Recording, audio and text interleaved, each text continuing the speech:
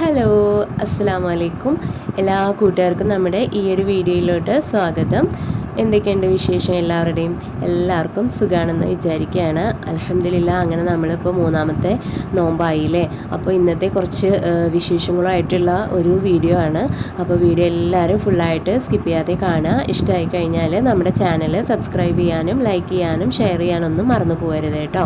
അപ്പോൾ രാവിലെ തന്നെ മീൻകാരൻ വന്നപ്പോൾ ഒരു 1/2 കിലോ മീൻ വാങ്ങിയിട്ടോ.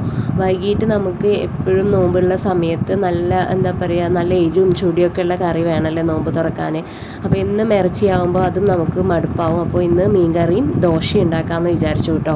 അങ്ങനെ മീൻകറിക്ക് ആവശ്യമായിട്ടുള്ള കുറച്ച് ഉള്ളിയും വെളുത്തുള്ളിയും ഇഞ്ചിയും ഒക്കെ ഒന്ന് റെഡിയാക്കി എടുക്കാമെന്ന് വിചാരിച്ചു. ഞാൻ നോമ്പായിട്ട് ഉള്ളി തൊലിച്ച് വെക്കലോ അല്ലെങ്കിൽ വെളുത്തുള്ളി ഇഞ്ചി പേസ്റ്റ് ഉണ്ടാക്കലോ അങ്ങനെ ഒന്നും ചെയ്തിട്ടില്ല കേട്ടോ.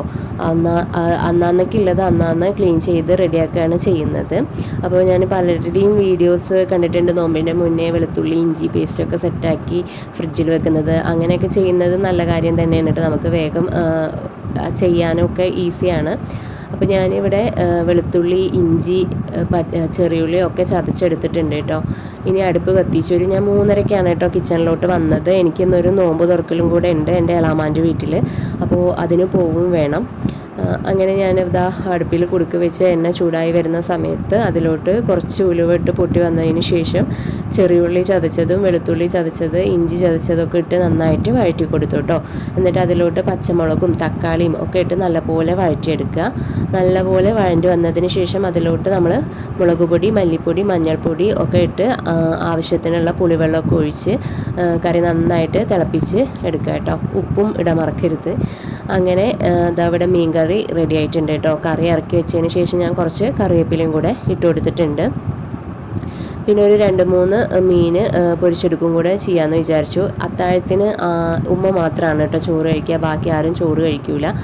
അപ്പോൾ ഉപ്പാക്ക് ദോശ കഴിക്കുന്ന സമയത്ത് മീൻ പൊരിച്ചത് കഴിച്ചോട്ടെ എന്ന് വിചാരിച്ച് ഞാൻ വേഗം 3 ആദ്യം പൊരിച്ചെടുക്കുകയാണ് കേട്ടോ ചെയ്യുന്നത്. പിന്നെ നോമ്പായിട്ട് ഞാൻ ആകെ ചെയ്ത് വെച്ചിട്ടുള്ളത് ഈ ഒരു കാര്യമാണ് കേട്ടോ, മാവ് അരച്ച് വെക്കുക എന്നുള്ളത്. അതാവുമ്പോൾ അത്താഴത്തിന് നീച്ച് കഴിഞ്ഞാൽ നമുക്ക് വേഗം ദോശയോ ഇഡ്ഡലിയോ അങ്ങനെ എന്തെങ്കിലുമൊക്കെ ചൂട് കൊടുക്കെ ഉണ്ടാക്കാമല്ലോ. ഇല്ലെങ്കിൽ നോമ്പ് തുറക്കാൻ നമ്മൾ നാഷ്ട ഉണ്ടാക്കുമല്ലോ, അതെന്തെങ്കിലും ബാക്കി ഉണ്ടെങ്കിൽ അത് ചൂടാക്കിയിട്ട് കഴിക്കും. ഇല്ലെങ്കിൽ ഇങ്ങനെ ദോശയോ ഇഡ്ഡലിയോ എന്തെങ്കിലും വേഗം ചുട്ട് കഴിക്കുകയാണ് കേട്ടോ ചെയ്യാറുള്ളത്. പിന്നെ ഇന്ന് കഴിക്കാൻ വേണ്ടിയിട്ട് അനാറാണ്. അപ്പോൾ അതൊക്കെ ഒന്ന് ക്ലീനാക്കി സെറ്റാക്കി വെച്ചിട്ടുണ്ട് പാത്രത്തിൽ. പിന്നെ ഒരു ഷേക്കും കൂടെ അടിച്ച് വെക്കാമെന്ന് വിചാരിച്ചു.